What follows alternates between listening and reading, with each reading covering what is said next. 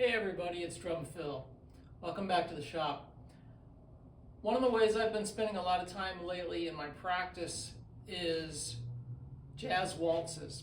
So I thought I'd share some ideas, some basic ideas of the jazz waltz because it's so fun to mess around with and it's so different than the stuff we often work on. So often we work on grooves that are in 4/4 or things that use a lot of quarter notes, eighth notes, 16th notes. I kind of call those the square counts. And in the jazz waltz, very often we're doing stuff with threes, groups of threes. So it's a different feel and it's fun to work out in something that you don't do all the time. All right, so what's a jazz waltz? Well, first of all, what's a waltz? A waltz is a type of music that is in 3/4 time, goes back to Europe, and typically a waltz is in chunks of 8 bars, and it is a standard beat of 1, 2, 3, 1, 2, 3, typically with the accent or the sort of emphasis on beat 1.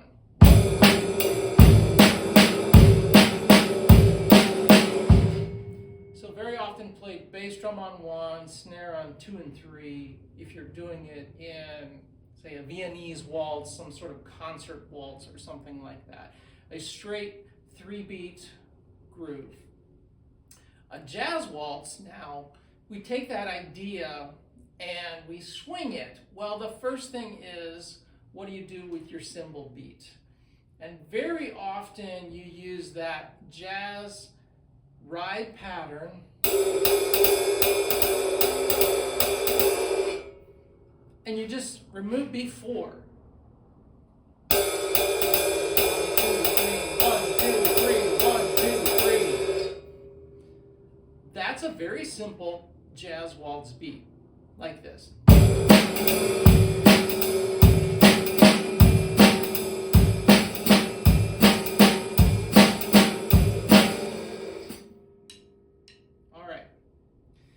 You may already be noticing one of the simplest ways to change up the groove at the end of an 8-bar phrase is something I'm doing, ending on 2, just leaving 3 empty. Leave it as a rest. That tells people something's different. It's very simple, but it's effective.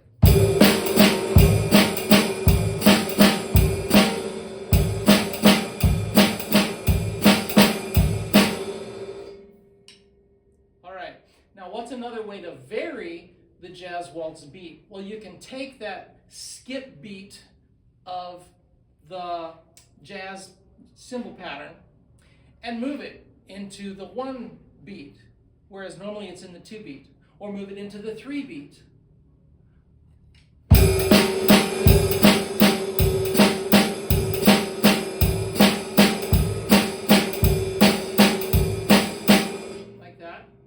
You can even duplicate it in more than one of the beats.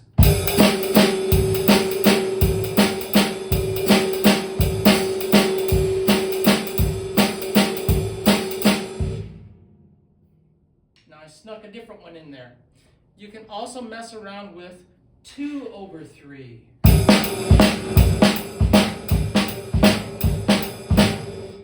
That's very effective in the jazz waltz.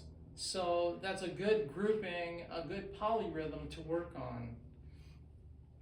If you want to hear great examples of the jazz waltz, take a listen to Roy Haynes playing on the Gary Burton record, Like Minds. It's a stellar lineup, and there are 2 of the first 3 songs are jazz waltzes that he does interesting things with. They don't feel the same, so take a listen to those songs, and you'll get some of these ideas in your head. Now, one other thing to talk about in the basics of playing a jazz waltz is what we're going to call side triplets. I did not make up the term side triplets. The place I heard it used was by George Stone. Not personally, I never studied with him personally, but many of us, most of us probably, have studied his famous book, Stick Control, published in the 1930s. It is still the best-selling snare drum book in the world. And Stone had this idea that he talked about called side triplets, where you take the basic triplet, 1 2 3 and instead of just doing it with alternate sticking, you do right, left, left, or right, right, left. In other words, you do either the first 2 of the 3 notes with one hand, or the second and third notes of the triplet with one hand. So let's do them on the toms so you can hear the difference. Okay.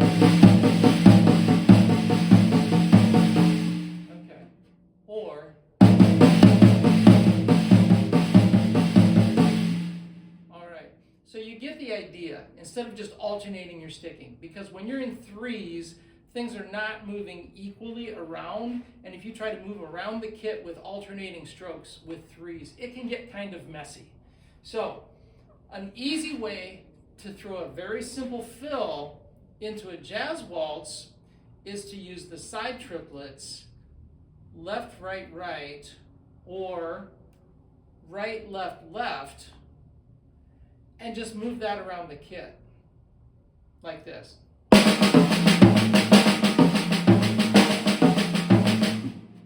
It's super easy to move my right hand around the kit while the left is doing the and of the triplets. 1 and 2 and 3 and You can also do that in the groove, like that.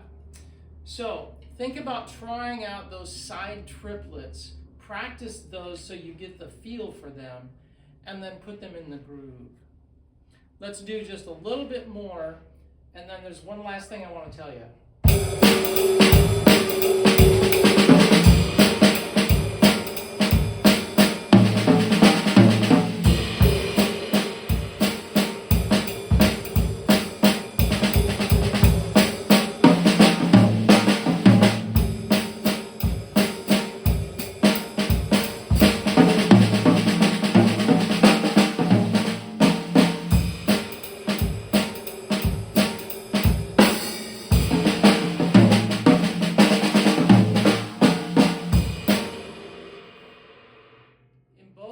Last 2 times that I played a fill, did you notice how I ended it? One thing about the jazz waltz, it's based on the waltz pulse, which I said before was 1 2 3. The 1 is typically a downbeat, the 2 and the 3 are kind of assertive in the typical waltz. That is a very easy way to cue the rest of your band back in at the end of a fill to give basically just a strong 2 3, basically as pickup notes, and that way everybody knows, here we go, we're back down to 1. Here's the downbeat because I just told you it was coming with a strong 2 3.